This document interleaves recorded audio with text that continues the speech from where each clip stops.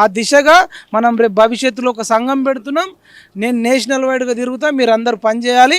ఒక 5-10 ఏళ్లలో మనం సక్సెస్ అవుతామని నాకు నమ్మకం. ఇంకో మల్లారెడ్డి మల్కాజ్గిరికి సంబంధించి మల్లారెడ్డిని చూసుకుంటే కొడుకు నిలబెడదాం అనుకుండు. దాని టార్గెట్గా మనకు అంటే క్లారిటీగా అర్థమవుతుంది. రేవంత్ రెడ్డి దాడులు చేయించాడు, దానివల్ల వీళ్ళు డ్రాప్ అయిపోయారు. కేసీఆర్ దగ్గర పోయి నేను పోటీ చేయమని చెప్పారు. అంటే ఇక ఏందన్నా అసలు రాజకీయం కోసం అతని మీద దాడి చేయడం, మళ్ళీ కాంగ్రెస్లోకి వచ్చే అవకాశం ఉంది కూడా అంటారు. మాకు వీళ్ళే రాణిత్తలేరు, రేవంత్ రెడ్డి రాణిత్తలేరు అంటారు. మీరు ఏమంటారు అన్న? ఇది ఒక రాజకీయం ఏంటంటే చాలా మంది పేదల మొన్న చూసాము, చాలా యూనివర్సిటీ అగ్రికల్చర్ యూనివర్సిటీలో ఎంతమంది డిబార్ చేశారు. ఇప్పుడు వాళ్ళందరి పరిస్థితి ఏంది? చాలా అన్యాయాలు ఉన్నాయి. కాకపోతే వాళ్ళు వచ్చి బయటకు చెప్పుకోవద్దట. వాళ్ళ కోడలు వచ్చి బయటికి మాట్లాడుతోంది. మొన్న వాళ్ళ కొడుకు వచ్చి మాట్లాడుతుండు. ఎట్లా వస్తాడు మైనంపల్లి లోపలికి, ఎట్లా వస్తాడు? ఇప్పుడు అలాంటి ఒక అండర్టోనే అంతమంది ధైర్యం ఇచ్చిండు కాబట్టి ఆయన వచ్చిన లోపలికి. కానీ ఎట్లా వస్తాడని మాట్లాడుతారు. మీరు ఏమంటారు అన్న ఈ ఇష్యూ దేని వల్ల? అంటే మామూలుగా లక్షల డొనేషన్లు తీసుకుంటుంది ఇక్కడ ఈ మల్కాజ్గిరి ఈ ఏరియాలో మొత్తం ఆయన గుప్పిట్లో పెట్టుకునే పరిస్థితి. మల్లారెడ్డి బాధితుని నేను కూడా.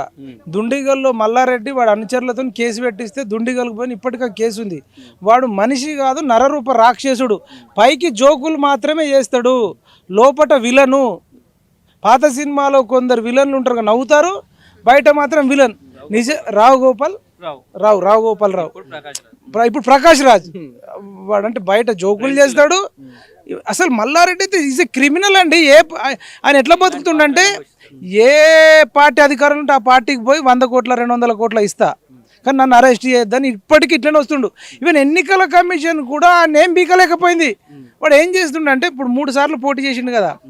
ఒకసారి 2018లో వేసినప్పుడు ఇంటర్మీడియట్ కాలేజ్ వేరేది పెట్టిండు. మొన్న 23-24లో పోటీ చేసినప్పుడు ఇంకో కాలేజ్. ఇప్పుడు నువ్వు ఒకసారి ఇంటర్మీడియట్ ఒక కాలేజీలో జాయిన్ అయితే లైఫ్ లాంగ్ అదే ఉంటుంది కదా. ఈయన ప్రతిసారి ఒకటి 2014లో ఒకటి, 18లో ఒకటి, 23లో ఒకటి పెడుతున్నారు. ఎన్నికల కమిషన్ మేనేజ్ చేసిన తర్వాత మనం ఏం చెప్తాం? ఫ్యామిలీ అంత తేడా ఫ్యామిలీ ఉంది. ఈ మల్లారెడ్డిని ఎవరు తీసుకున్నా ఆ పార్టీకి నష్టమే కానీ లాభం లేదు. భవిష్యత్తులో ఇట్లాంటి క్రిమినల్స్ రాకుండా ఉండాలంటే బలమైన చట్టాలు రావాలి.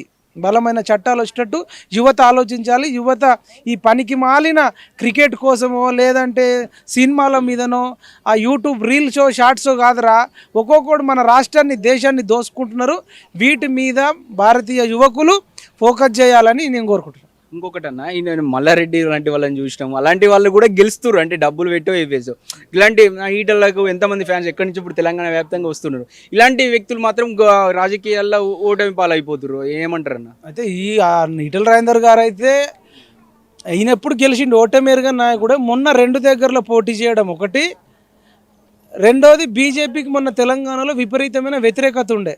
అంటే లిక్కర్ రాని ఆడవారి వల్ల రాజ్యాలు కూలిపోతాయి అన్నారు. కానీ మనం కళ్ళారా చూస్తున్నాం, కేసీఆర్ కూతురు ఆడామనే కదా, ఆమె వల్ల బీజేపీ నిలువున కూలిపోయింది. ఇప్పుడు ఈవెన్ ఈటల రాజేందర్ అన్న హుజురాబాద్లో కానీ గజ్వేల్లో కానీ మొన్న ఓడిపోవడానికి పెద్ద రీజన్ కవిత. ఎందుకు కవితను అరెస్ట్ చేస్తాం, రేపే అరెస్ట్ అవుతుందని ఇట్లా లేపిర్రు. వీళ్ళు అరెస్ట్ కాకపోవడం వల్ల నిజానికి ఈడీకి బీజేపీకి సంబంధం ఉండదు. కానీ అపోజిషన్స్ కానీ మిగతా వాళ్ళు ఆమెను అరెస్ట్ చేస్తలేరు కాబట్టి బీజేపీ బీఆర్ఎస్ ఒకటే ఎస్టాబ్లిష్ చేయడంలో సక్సెస్ అయ్యారు.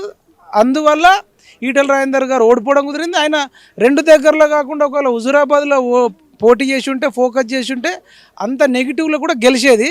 మరి 2 దగ్గరలో పోటీ చేయడం మిస్టేక్ అని నేనైతే అనుకుంటున్నాను.